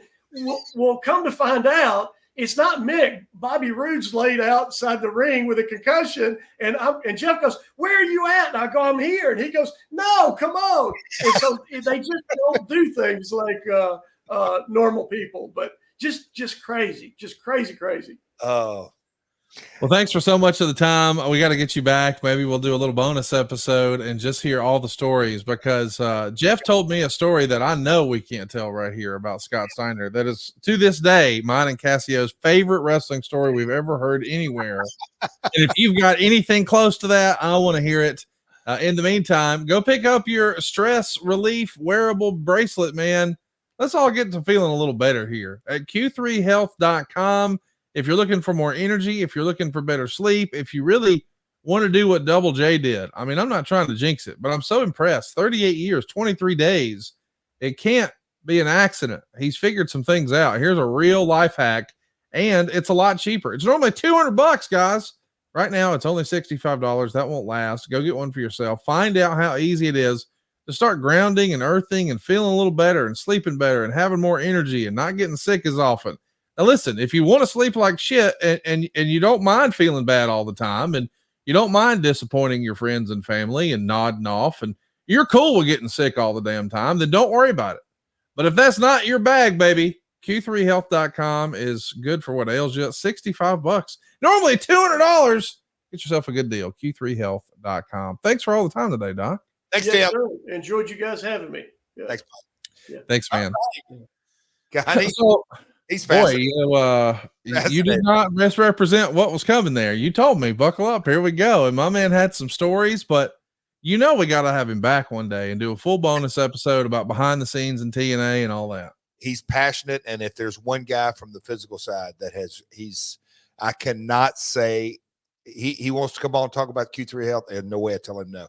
The things that he has done for my health, I could talk days for it. He's any cool dude, but you can tell he's been doing this a long time and is passionate today about treating patients as he's ever been. So he's cut from a different mold. So anyway, appreciate it. Super impressive, and glad we got to talk to your old pal. And really, I mean, seriously, it's secret sauce stuff here that you just shared with everybody. I mean, that relationship you have has kept you doing this at a high level as long as you have. And respectfully, you take a look at guys who are 10, 15, 20 years your junior, and they're having retirement type conversations. I'm just saying, guys, there are examples out there of what to look for, and maybe you do a little more of this, maybe do a little less of that. Well, q3health.com. Check it out. It's what Double J does. You'll be glad you did. Hey, let's talk about Jerry Lawler a little more. You know, we know him these days as the King, but when he first gets going, he was not the King. As I understand it, that story came around a little later, thanks to a fellow named Bobby Shane. What can you tell us about that story and how Lawler became the King? Yeah, Bobby Shane went off to Australia, and he was the king of wrestling. And look, I'm certainly people are going to say, oh, there was a king in Texas, or there's a king in San Francisco. But Bobby Shane, working in the Atlanta territory, and my dad would go down and book and had a relationship and through the years. But, the story goes that, and Lawler had done some shots down there, but when he left, They had a conversation, and, you know, you got to remember, this is 72, 73, 74. There was another king in town, and I'm talking about Memphis, and that'd be Elvis Aaron Presley, the king of rock and roll. So Memphis has had some royalty down there. So the king of wrestling became Jerry Lawler, and man, oh man, did that moniker stick, and did he truly, I guess you could say, fulfill it. Because I mean, it was amazing how through the years, how he wrapped that into promos, and I might get people to this day, you know, he morphed into it. But yeah, the King Jerry Lawler was, I guess you could say, knighted from King Bobby Shane. And then one day he just shows up rocking a damn crown, right? I mean, just out of nowhere, he was the king. I love it. And very, very similar to that's keep that bad boy on, man. That is beautiful throughout the episode. There's I mean, it is our Jerry Lawler episode. So let me ask you, is that from the King? The King has a guy in Tennessee who makes them. I don't know if I should say his name on the air, but you know who I'm talking about. Yeah. He made this one for me. Yeah, so that is a King. That's what I was saying. Lawler, you know, we have different head sizes. I could not wear his, as you might imagine. Point being, that is a true, authentic. Yeah, it's the real deal. Yeah, that's like his style. Now it's not ring used. You know, that's what I normally collect. But I wanted to be an asshole and wear one around the house. You can't have a ring used one and wear that with you and Megan doing the wild thing. You got to have one that stays on. Can you imagine? You know that nothing happened in Pondwater Dave, right? That good for nothing hit from Mississippi, who's transplanted it down over in Texas. Yeah, I know. The worst. I speak fondly of Pondwater. Do you know that he had relations with his wife wearing wrestling gimmicks? Shut the front door. Now, I thought that happened on the road with the boys back in the day, you know, with super fan ladies. I get it. They wanted to, yeah, okay. But so I was like, all right, well, I guess so, you know. And then as he kept telling the story, I realized the gimmick he was wearing was one of my flare robes. It was my property he was using to do this in my own house. After I went to bed, he came down in the studio, grabbed a robe, took care of some business. That robe is no longer here. I've sold it. And of course, he's like, well, you know, Flair did. And I was like, I don't want to think. What are we doing? Conrad, can I ask you a serious question? Yeah. Do you think he blew up when he had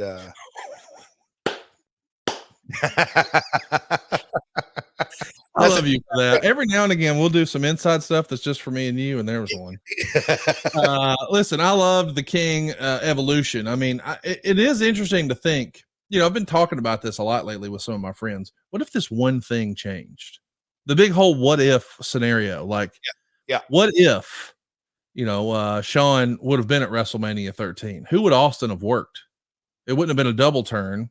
You know what I mean? Like, what if Triple H wouldn't have been in the doghouse from the curtain call and Austin didn't win King of the Ring and he doesn't wind up working Jake and he doesn't say Austin 316?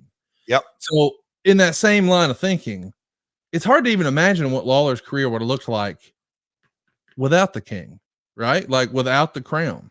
So doing the research and looking at, shout out D, good job. Because, and we've, you know, I've read the research on this a couple of times, but it occurred to me on the elliptical this morning, Conrad, when you take everything in, what's the word? Serendipity? I don't know if that's the right word. Yeah. Just there are unique set of circumstances that I don't believe in coincidences, only convergences. But when you think about the timing of everything and that fate or whatever it may be between Jarrett and Jerry Lawler, the timings of their career, the timing of Fargo really not wanting to do full time, but he was by far the biggest box office attraction.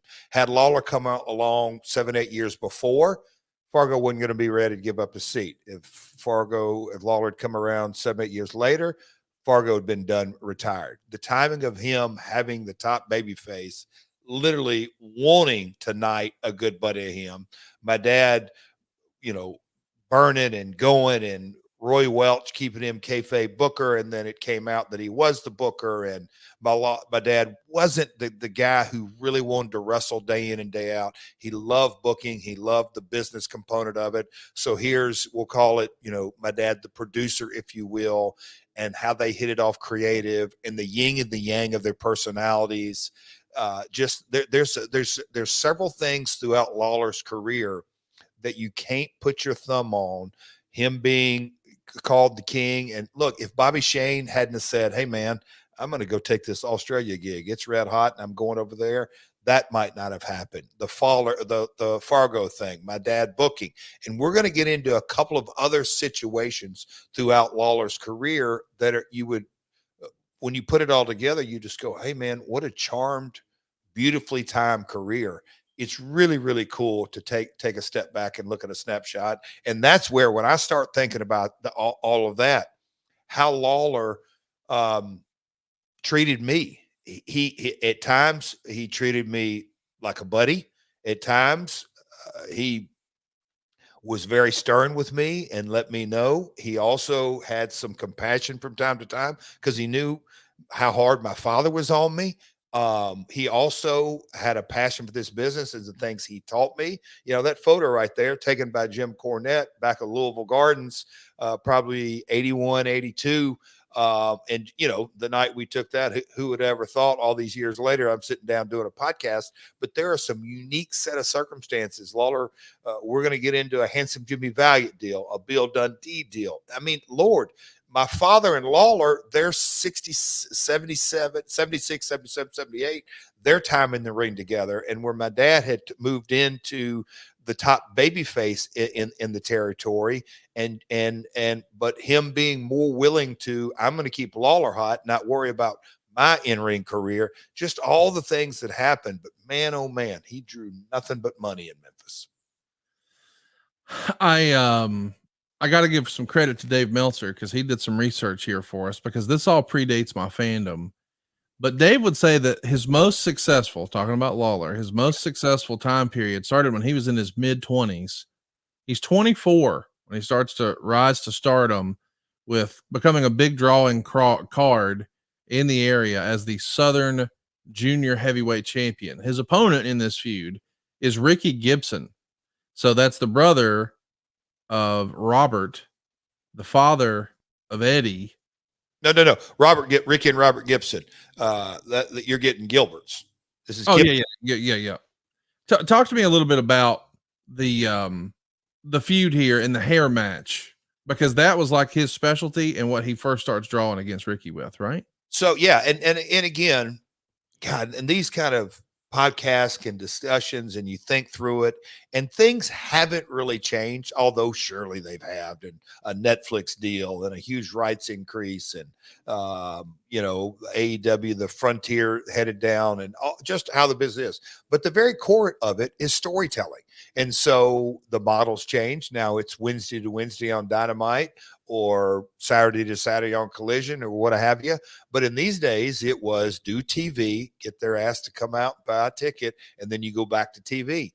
The episodic nature of the storytelling. Well, Lawler was a Southern heavyweight champion, and Ricky Gibson, again, older brother of Robert. Ricky passed away in a car crash. A hell of a talent. No, he didn't die in the wreck, but hurt, and that ended his in-ring career. Yeah, in-ring career. But anyway, great talent. But Lawler had built him as basically the top heel, and they would bring guys in. Well, guys that could work, like a Ricky Gibson, it was perfect. And then you switch the title and build and all that kind of stuff. But again, I'm going to go back to Lawler's creativity. So every Saturday morning, having the ability to paint the picture so the viewer, who became the consumer, could really drill down and listen and imagine. And he, as a heel, would essentially paint that picture where the people would say, by God, Ricky Gibson is going to get his ass Monday night, and we're going to see a bald Jerry Lawler. Because, of course, Lawler painting the picture verbally of him being, with his head shaved. And he would talk about that on that. But at the end of the day, and that's where the chain got over. When people would come in, and I know this is in the late 80s, Conrad, young talent that would come in and they would say, my God, Lawler just goes in his tights and pulls out a chain, and everybody in the building stands up. What they didn't realize for 20 years is that that's how Lawler, that was one of his finishes. Yes, the pile driver or the fist off the second rope. But Lawler, as a heel, would get his ass kicked, and Ricky Gibson would look great. And the people false finish, and oh my God, we're going to see a bald Lawler. We're going to see a bald Lawler. We're going to see a bald Lawler. Sam Bass or Lawler pull out of his tights, throw that chain in, he wrap it. Cole cocked the guy. Of course, Lawler could throw, still to this day, the most believable punch and knock a guy out, and boom, they would steal the thunder right up from under it. And that is how Lawler built the chain and built the hair match as his specialty. Again, going back to his creativity. It's pretty remarkable to think how simplistic storytelling could be and how effective it could be. Pro wrestling, when it's done right, you don't have to overcomplicate it. The story in this first big, there's two big sellouts. His first two big sellouts Lawler has are against Ricky Gibson. The first match is where he loses the title to Ricky Gibson as the junior Southern heavyweight champion, and Fargo's the referee. The next time back, in order to get a rematch, Lawler has to put his hair on the line in order to regain a shot at the title, and he does it. But this hair match, that's something that's been around for a long time. I mean, it's still a big deal in Mexico. We saw Sam Adonis, who we talked about at the top of the show, get a new haircut a few weeks ago. But I'm still fascinated that, hey man, you don't have to overcomplicate it. When it's good and it's effective and it's done right, it works. And Lawler was taking that to another level here, week in, week out, was he not? Yeah, his promo skills. I mean, and again, the Southern heavyweight title, and we're going to get into some world heavyweight title discussions often, but the people in the audience, they were so immersed and felt like they knew Lawler. They hated his ass. Like the people in Mexico, they genuinely hate my pompous American ass and everything I stand for. And Lawler, that was him. He was this arrogant king that could wrestle his ass off, but by God, he cheats every damn time. And it's just simplistic but fantastic storytelling. We're obviously pushing to hype this up, that there's nothing more humiliating than having your head shaved. And that's a pattern that you would see in wrestling. I mean, even JCP 10 years after this is going to be talking about you bald headed goof. I mean, so hair matches were not necessarily a new thing, but it worked and it sold out. And now we got to turn the volume up, and we would start to see a harder edge with Jerry Lawler, because he's that damn dirty heel cheater. So he's going to have the hidden chain. And when he becomes a baby face, that he could still do it, but now the fans are pulling for him to do it. And he's doing these outrageous gimmick matches. And I think sometimes this gets glossed over. For whatever reason, people sort of say, oh, well, that's just that Memphis stuff. But Lawler, yes, Jerry the King Lawler, he was even doing Texas Chainsaw death matches. I mean, not really, but I'm saying, like, he's willing to put himself out there with those sort of silly, over the top gimmicks. And he's not afraid to get a little violent. Would you agree with that? And there's a stat, and the Memphis Mark James, or I know Cornette kept great records, or there's historians, all this, but I want to say it's 76. I don't think this was in our notes, but out of 52 weeks, Jarrett, and Jerry Lawler were in some type of match for 46 of the 52. And people today go, what the hell is that about? Now, they were in singles and tags and six mans and stipulations and just all those different kind of matches. But it, again, goes into the episodic nature of how people, I don't say people, human nature. It's a story. And Lawler, again, the brilliance of his storytelling, and you just barely touched on the babyface turn. And I don't know if we're going to get into that. I'll jump into that. The fact that Jerry had the timing or the good fortune, he was going to retire and became babyface and done the chasing and all that. And they lined up that he's going to retire from wrestling and going to get into a singing career. And he goes on stage and sings it, and handsome Jimmy Valiant cracks him, and so he decides not to retire. That babyface run of Lawler Valiant was a whole nother level of Jerry. And Jimmy was a box office attraction, Valiant Brothers in New York and all that, but it was a whole nother monster babyface run. And Jerry just had that, whether it was Jackie Fargo, Jerry Jarrett, Bill Dundee, handsome Jimmy Valiant. But again, it all to me, centers back on to his ability to tell a story, and didn't care. The Terry Funk empty arena match, I could go on, and I don't want to jump too far ahead, Conrad, but it's to me, his career is fascinating. Well, there's no doubt. And I don't think we can even fit all of our Jerry Lawler conversation into a single episode. I mean, how could you possibly talk about a career that spanned, from the 60s to now in a couple hours? But in 74, that's when something major happens. It's a big summer program where Lawler is going to challenge Jack Brisco for the NWA World Title. Now, I know these days, respectfully, the NWA is, well, not what it once was. But back then, I just want to remind everybody, the WWE has not always been the juggernaut they are now.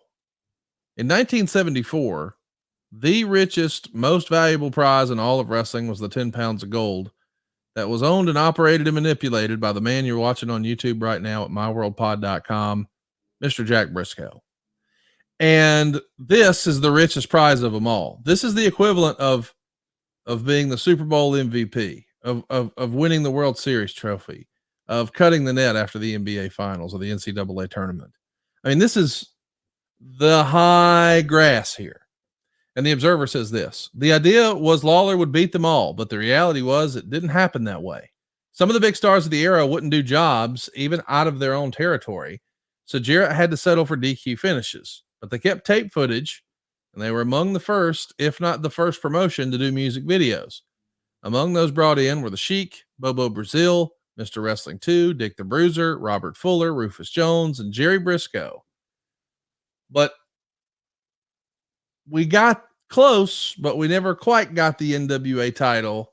Do you remember as a kid feeling like Lawler challenging for the title was a big deal? Was it a big deal to you? Was it a big deal to the fans of the territory? Like because he's been the top guy for a while, and it felt like with all that momentum, hey, they might go with it, and then they didn't. Talk to me about what you remember of that as a fan. See, and I don't have any, and look, obviously I'm in school as a kid, and Nashville was a different market than Memphis. And when I was a little boy, Nick was running Nashville. And so my dad was not promoting Nashville till kind of the late 70s, I think is the time frame. But anyway, I don't have any fond memories or vivid memories of Lawler specifically in that. But, when my dad started explaining all the stories about all that and the understanding the chase and everything that went with it, I guess the long and the short of it during this era, the belt meant more than, and look, my dad loved the Briscoes and the Funks and Harley and, just the whole iterations of those 70s champions in so many ways. But the belt was the attraction. And so the chase for my dad, and whether it was Lawler and Ricky Gibson or Lawler and plug in a number of names, he would bring in those number one contenders. At one time, it was even Andre, but bringing in all those top names, and the winner would get a world title shot. My dad, they booked it to get Lawler to the, I guess you could say, the apex, and then something would be stolen out from under him. But yeah, so, there was a time when my dad pushed for Lawler to be the NWA champion, and I think Lawler wanted it, but at the end of the day, it wasn't in the cards, and I don't think either one of them was extremely disappointed, because again, Lawler gets to stay home, make a boatload of money. Did they really want it? Probably more for fame as opposed to fortune. And Jerry Lawler and Jerry Jarrett were about money more than fame. Let's talk a little bit about the match itself. We mentioned all the opponents that are going to come in the meantime. And I just want to make sure that's not lost, because this is how you build a challenger for the NWA title. He brings in the Sheik, one of the top drawing cards from the Detroit area, and Lawler gets the win. He brings in Bobo Brazil, same thing. He brings in Mr. Wrestling #2, who'd been all over the place, but certainly Georgia Championship Wrestling and national television. He brings in Dick the Bruiser. He brings in Robert Fuller, Rufus Jones, and Jerry Brisco. It's all to build to this world title match that happens on September 16th, 1974. And Brisco's a natural babyface, and Lawler is one of the best heels in the business. But Memphis gets behind Lawler because he's their hometown guy. So even though he's the bad guy, he's our bad guy. And I just find that whole story fascinating. Meltzer would write the story. He says, in those days when Brisco was champion, he had a very subtle trick, which was late in the match when the opponent, usually a babyface, would hit their finisher. He'd drape his foot on the rope. It seems like nothing, but it spoke to the aura Brisco had at the time when he thought he was above that kind of thing. Brisco had already done the same thing in Florida against a heel Dusty Rhodes. The idea was for Rhodes to eventually turn face, and the match that set it off was Rhodes hanging with Brisco in a wrestling match for the title, dropping the elbow, and Brisco just getting his foot on the rope.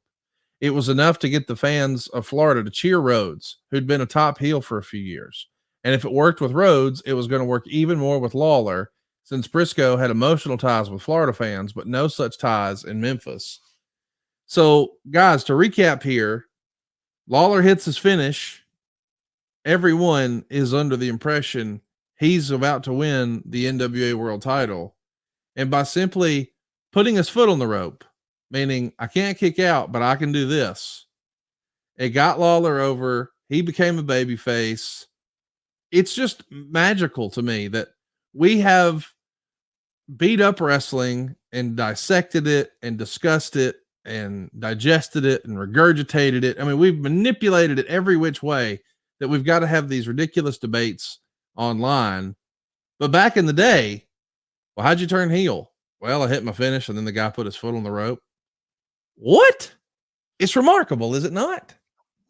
Yes. And that's what I was standing backstage Saturday at TripleMania, and Conrad, watching on the big screens at the baseball stadium, and the people kept coming in Saturday night. I mean, second match, and you can literally see how they were coming in up at the very top over and over and over and over, and right now AAA Origins, but they're bringing, they're on one aspect, you could say,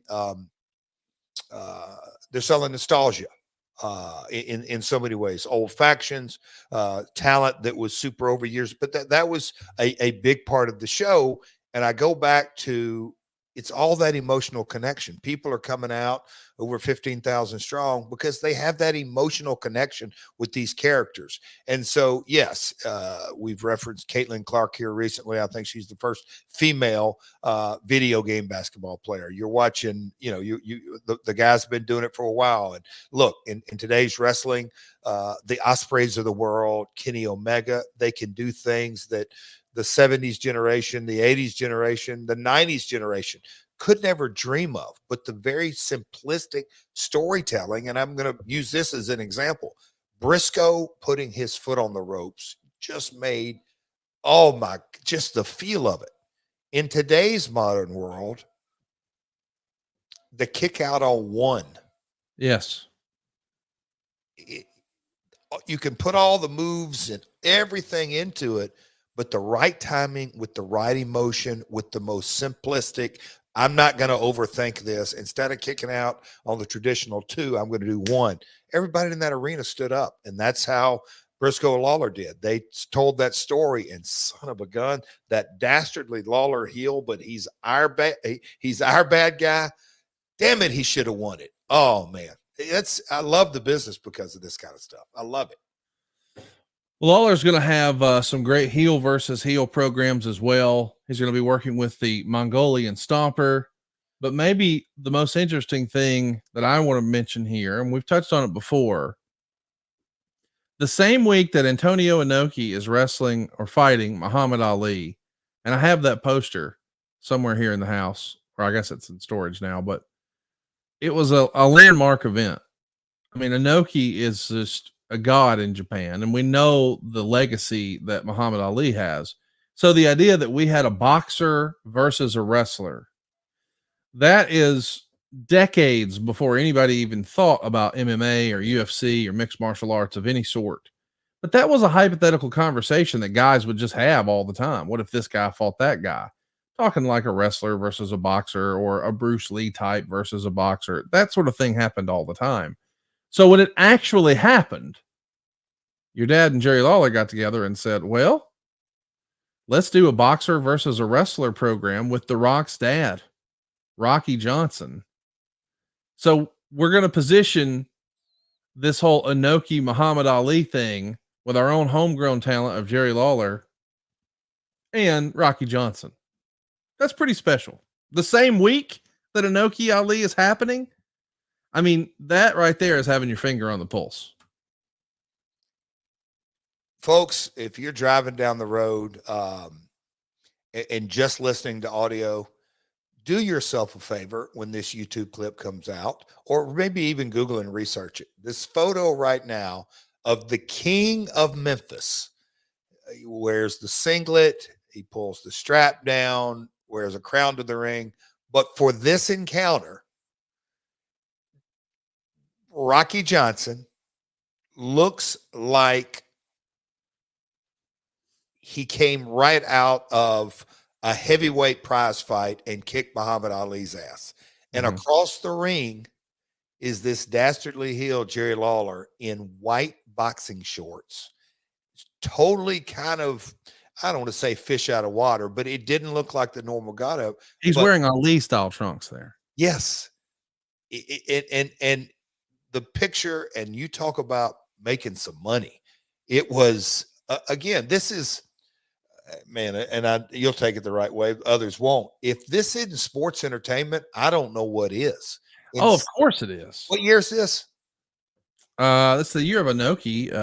So let me look that up. Yes, 75, 76. I'm trying to think. Yeah, it was June 26, 1976. Oh gosh. I mean, box office. And this just huge to this day. I think The Rock remembers, hearing the stories of this finally, but it just worked. And by the way, it drew 11,188 fans. The match went down a few days before the Inoki fight. It was June 21st, 1976. So they found out, obviously, the world knew Ali Inoki. And what do you know? 5 days before anybody sees it, they're seeing it in Memphis. Jerry Lawler versus Rocky Johnson. It got mainstream media coverage. But more importantly, I just want to mention again, 11,188 fans. And these are the same fans. I mean, these days when WWE comes to your town, it happens what? Once a year, twice a year. Imagine running the same building every freaking week on the same day of the same week, and 11,188 came out. Like, there's no audience fatigue here because you guys were keeping it fresh. And that's the magic of Jerry Lawler. Would you agree? Yes. Again, he's talking about getting his head shaved one week. Then the next week, there is this, water cooler talk kind of spectacle. Rocky Johnson, the people believed he was a legitimate heavyweight boxer. Lawler is going to get his ass whooped because he's got to put on gloves. Let's see how he can really fight when he can't go in his tights and get that chain. Let's see how he can really fight when you got to go by boxing rules. And again, going back to the picture that Lawler painted about stepping into the ring and letting the people know subtly, I can't use the chain. I can't cheat. I got to go by these damn rules of boxing. I've got gloves on. I've never really boxed in my entire life. I'm going against a heavyweight prize fighter. If you listen to it closely enough, he makes himself the underdog that you hate. There's no way he should win. But boy, oh boy, that's the brilliance and the creativity of Lawler that just kept building and kept building and kept building the heat. The biggest rivalry in Lawler's career is going to come the following year. 1977 is when he starts his feud with Bill Dundee, and it's going to run for like 20 years. And there's a lot of our listeners who are familiar with Bill Dundee from his very brief appearances in WCW with Lord Steven Regal and whatnot. And then, of course, some of our listeners remember that his son was a part of PG-13, who were also in WWE at WrestleMania 13 and all that. But Bill Dundee is largely not a national wrestling name. But if you grew up in this territory, in this era, he was one of the biggest stars of them all. Actual physical stature be damned. What was it that made Bill Dundee so special? Just his ability to talk, his showmanship, something else? You know, Bill, and like you said, I like the picture you painted, but Bill is born and raised in Scotland. 10, I think he was 6, 8, 9, 10, 11, 12 years old, worked on the circus in his teen years, moved around in the UK, but he learned to wrestle, and he went to Australia and got hooked up with a wrestler by the name of George Barnes. And George Barnes and Bill Dundee got booked in the Tennessee territory, and I think George got homesick, and Bill's like, hell no, I love it here, and he stayed around here. So when you again look at Lawler and Fargo, that feud, and then it was Lawler and Jarrett, and so now the world title shot and all that kind of stuff. My dad was a baby face that didn't holler, didn't scream.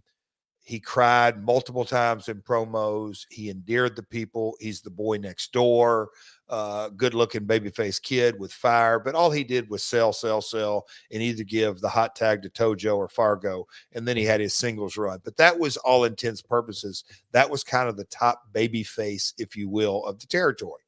Along comes Bill Dundee, who is shorter than Lawler, but his ability to cut a pissed off Aussie, the superstar from down under, from Australia, was where he claimed he went from. But Bill's ability to cut a promo was so damn believable, and he could work. I mean, back in the 70s, he's jumping off and doing the swerve stomp onto Lawler, and him and Lawler had a chemistry. They naturally, their personalities, they'd never sit down at lunch together. If they went to school together, they would have been in different cliques. They just weren't the same type guys. But business is business, and the people knew there was an underlying animosity because Bill Dundee legitimately, you more or less, be an orphan from Scotland and go to Australia and come to America. You talk about wanting to, I mean, truly, truly, truly fight for your life. Bill loved Tennessee and wanted to stay here, but the only way he's going to be able to do that was sell tickets. Now, the audience didn't know that, but my dad knew that, Lawler knew that. So Bill put everything he had into his opportunity when he got the ability to work on top, and he made the most of it. And Lawler respected that. And they had some of the damnedest knockdown dragouts, but their chemistry was unbelievable. They didn't mind, laying it in. But again, they didn't get along at all. I mean, at all. But guess what both of them had? They had this insatiable desire and had this habit called eating. And when you're eating, depends on ticket sales, you drop all the BS. And when I tell you, they used to have classic matches, and they'd put some music to it in the music videos. There's several out there that come to mind, but Winner Takes It All, ABBA. I don't know. There's several videos, but man, what a classic rivalry that lasted 20 years. Not only a classic rivalry that lasted 20 years, but one that, boy, they did everything along the way. I mean, we talked earlier about a hair match. They had perhaps the most crazy hair match that I remember hearing about. Tell everybody about this now infamous Lawler Dundee hair match.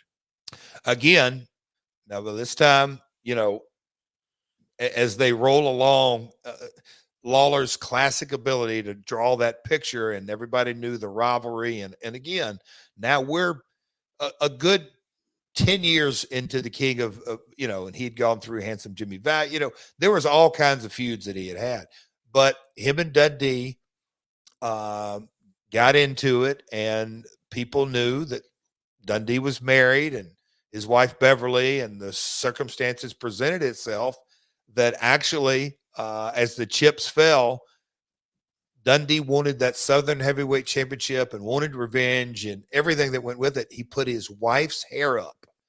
And when the viewer's sitting at home going, now, wait a minute, I can kind of understand either Lawler's going to lose their hair or maybe a belt, or, okay, no, so now it's Lawler and Dundee, hair versus hair. Okay, wait a minute. Now, there's a situation where Dundee's wife could possibly lose her hair? No way. Well, again, 52 weeks a year, episodic storytelling. You damn right they showed up, because Bev put her hair up, and I wish we had an image of that to show, because it's just, what a story. That's Memphis Wrestling 101. It's really unbelievable what we're talking about. I mean, just having a lady get her head shaved, like, that just feels unfathomable. And I know that we've seen it in wrestling since, but they did it first. And it was all about getting people to buy tickets next week. And that's something that you just can't shake off. Like, either you are a promoter or you're not. And Bill Dundee is a promoter to this very day. I think our producer Marcus has a photo of Bill Dundee's actual car today. So if he's coming to a town near you, this is what he's pulling up in. Take a look at this. Is that a Crown Vic, Connie? Is that a Crown Vic? But look at the back. That's my favorite part. Like, I know everybody focuses on him posing with the belt, kneeling down, and superstar Bill Dundee and the stars around him. They did a nice job on this wrap. But at the back, for bookings and merchandising, he lists his website, Bill-Superstar-Dundee-Enterprises.com. Bless your heart, Conrad. My Right. God, I just absolutely love this man and how old school it is. These are the roots of wrestling, and that's what Memphis was like. And listen, I know that some of our listeners, they think it was all about, Rock and Austin and Hogan and Savage or what have you. And I get that. But if you grew up in this area, boy, it was Lawler and Dundee. I mean, it just was. And it's such an incredible draw, and it works so well that they're going to do that retirement story that leads to that Jimmy Valiant story you were talking about earlier, where he's going to retire and he's going to sing, and now they're back out and hotter than ever.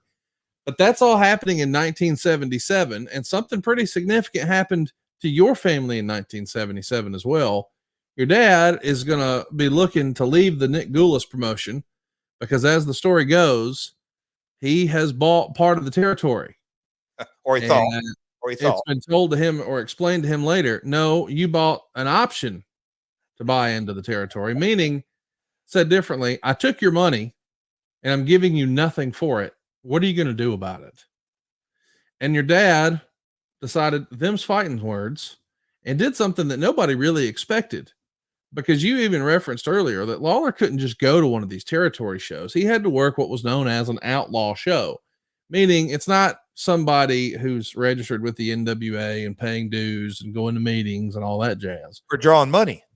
Yeah, they're just running little spot shows in a nothing happening 2-horse town with no TV. With no TV. And Lawler goes to the NWA convention and stands up, explains what it is, and to a lot of people's surprise, gets a lot of support. So he's going to start his own thing here, but that even in itself has to be daunting, to the point where even his own mother, Teeny, she ain't so sold on this. Like, son, are you sure you want to do this? Because she's been with the Goulases forever. But what Jerry, your father, knew he had is an opportunity to take the top star with him. And that's when Jerry Lawler became much more than just a top draw and a top star. He put his hands on the steering wheel and he became part owner of the promotion. And it was in large part because of it was only because of your dad, right? Mm-hmm. It's still to this day. Look, business has changed, but they both had grapefruits because of the way the industry worked with handshake alliances, the promoters, the however many you divide up, 22 areas across the country or 26, whatever it may be. And just the way the business was done. But so my dad broke in late 60s. Here we are at least 10 years later. He had thought he had made payments, and he had been booking for Roy and Nick for years. And Roy was getting dementia, Alzheimer's, and Nick, put it candidly, wasn't real successful, worried about booking his son, George. And my dad was, for all intents and purposes, running the show, and they were willingly, because of the success, yeah, Jerry, we're going to let you buy in. Yeah, Jerry, we're going to let you buy in. Okay, now you're buying in. Okay, you're going to have 10% of it. My dad was candidly elated, and that's because they were the owners, thought that, okay, he earned this. And my dad, most importantly, thought he earned it. When he found out it was all for naught, he went, okay, it's time for me to take matters into my own hands. But if I go, I've got to have a plan. And in Memphis, it was, I think I get the call letters right, WHBQ, ABC in Memphis, Tennessee, was when the TV was on, and he went literally down the street, across the street, to the NBC affiliate, WMC TV, and worked out a deal.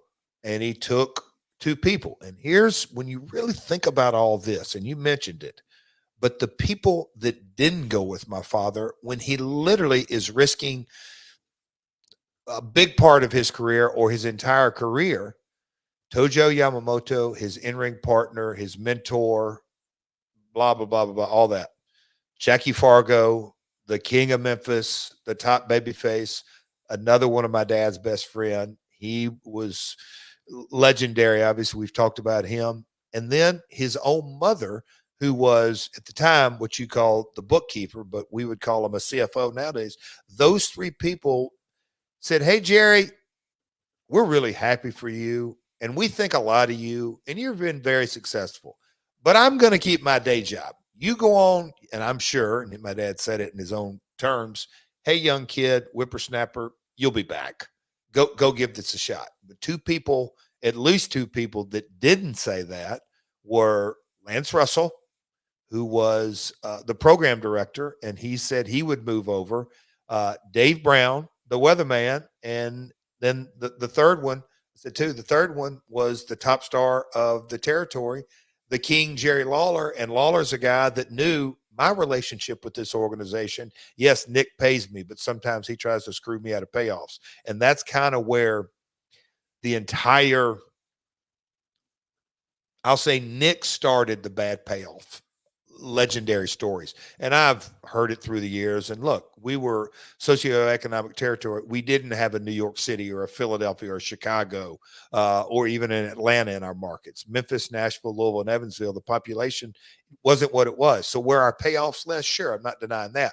But Nick kind of was legendary of making shitty payoffs. That's where it started. But Lawler's relationship wasn't really with Nick, and certainly wasn't with Roy.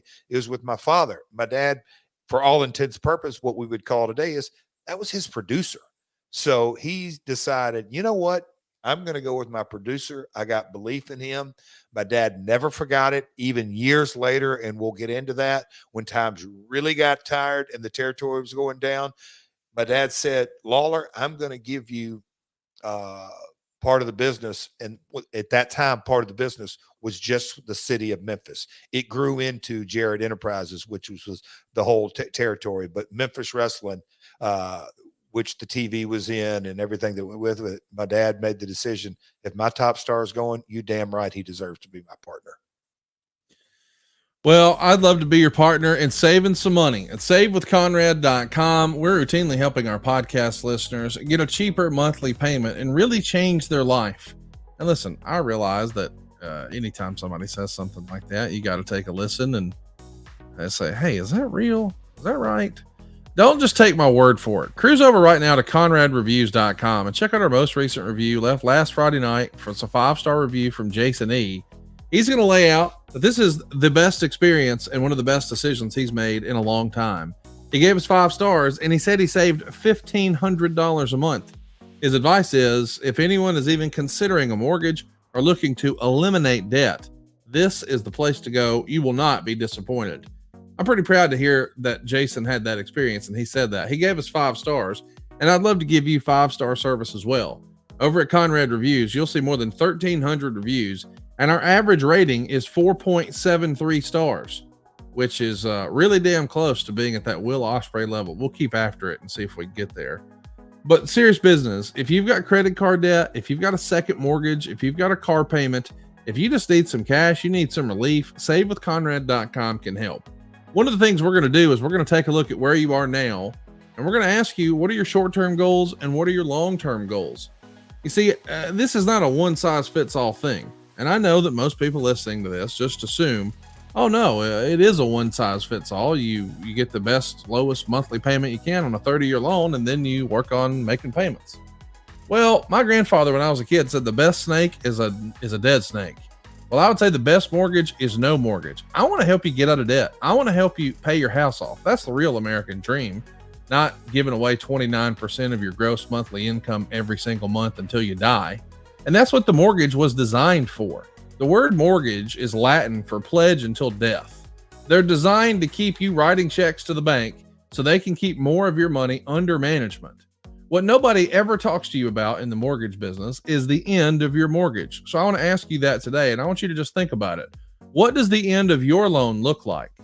Meaning, if I had a fellow who was 55 who called me today and wanted to refinance, I'd certainly help him and try to accomplish all of his goals. But I don't know that I'd recommend he did a 30-year loan. That would have that pal making payments till he was 85 years old. What's his plan?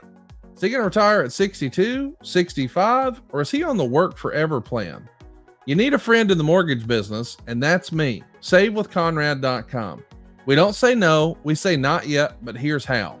Really what I do, technically I do mortgages, but really what I do is I listen.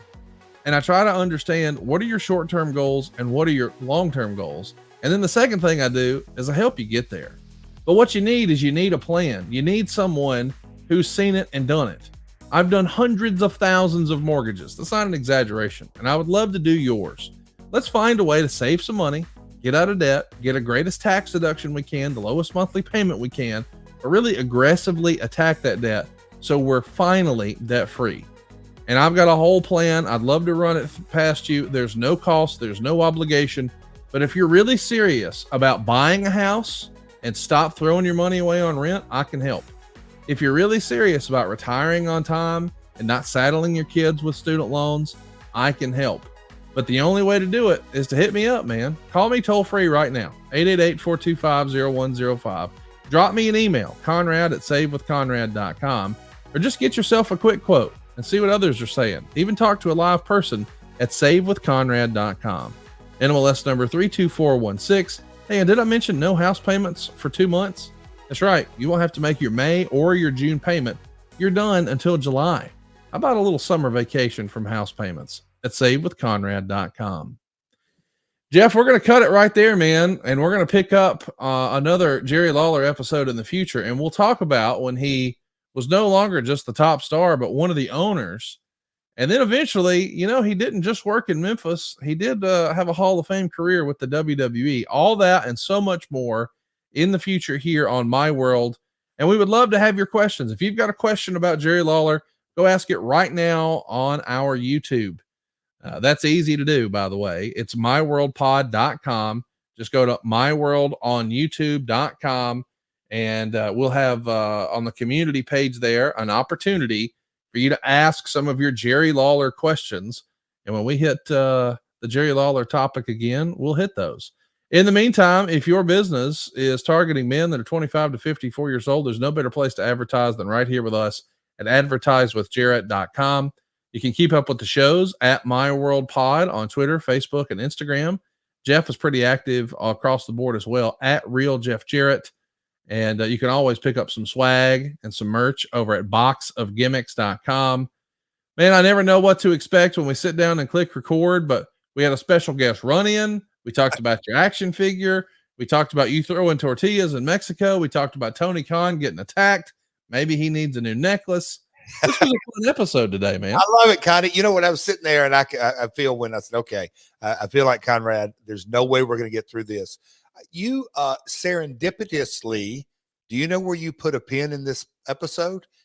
I believe, kind of at the end of Lawler's heel run. And he's going to become the top babyface Yeah, I mean, we part owner. covered Yes. all of his badass heel, and because we just talked about Lawler Dundee 78, right? 78, 79. He's going to break his leg. This is kind of a cliffhanger. That's coming. A real life event set up. I witnessed, but I know there's others, and Kerry Von Erich had runs, but as from a territory babyface, unbelievable legendary run out of a real life event. Is this the softball thing? Football. Him and his. Oh, that's right. Okay, we'll cut it right there, and we'll pick it up next week, or not next week, in the future. Yeah. By And the then way, I also want to solicit some of your suggestions. we'll get some questions. I'd love to get questions on Lawler because he really is remarkable. And I'll just end it and I'll shut up, Conrad. I got the good opportunity. I just went down. Me and Tottenham did the Memphis Grizzlies thing, appearance. Anyway, Grind City Wrestling at the Grizzlies night, and me and Lawler have done that before in the past. But I got the opportunity to see Dave Brown. But Jerry, look, I'm getting goosebumps. I got the opportunity. So much like old times. They put me and Tottenham in one dressing room, and they came in and said, "Hey, man, Lawler's down in his dressing room. If you want to drop by." And I'm like, "Oh," because I knew he was going to stop by. But anyway, Lawler, I got to go in there literally like old times. He was sitting in one chair, and I was sitting in another chair, and Dave was in there for part of this. But, he just said, "Hey, Jeff, what's going on in your world these days?" And man, we got to, it's cool. It was really, because that's what he would get to Louisville and I'd go in and ask him about finishes or time or whatever he wanted me to do. He's the boss. And he'd say, "Well, what's going on in your world, Jeff?" Knowing that, hey, Lawler, I've been here since 5:30 and it's Louisville on Tuesday. Same shit we've done every week. But no, we got a chance to check up. It was good, man. It was really good. So I enjoyed this episode.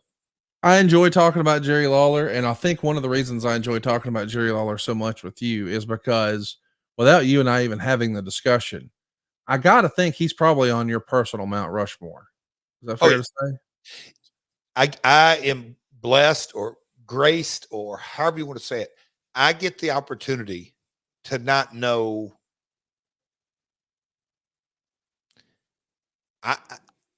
In your business junkies. Yeah. Looking at Lawler through the lens of a businessman. Yeah. Not only my fandom and throwing a great punch and Joe Spook throwing him across Lawler wasn't afraid of any bumps. All the wrestling stuff, and that's cool. And again, a flawed human being, the ups and the downs and the story behind the story. But the business side of it and how many tickets he sold, for me, I don't see how he's not on a Mount Rushmore. He's certainly on mine. I can't wait for us to pay tribute to Jerry Lawler. Go ask some questions on our YouTube community page right now, and we'll be back next week right here on My World. Peace.